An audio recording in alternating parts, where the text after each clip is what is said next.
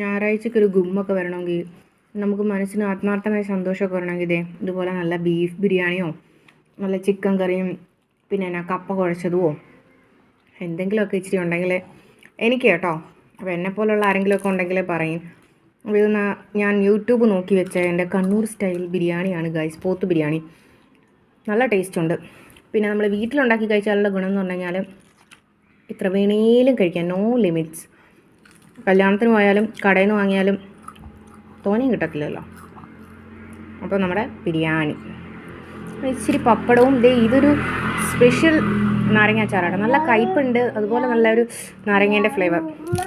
Super. Thank you ഹൈറിൻ.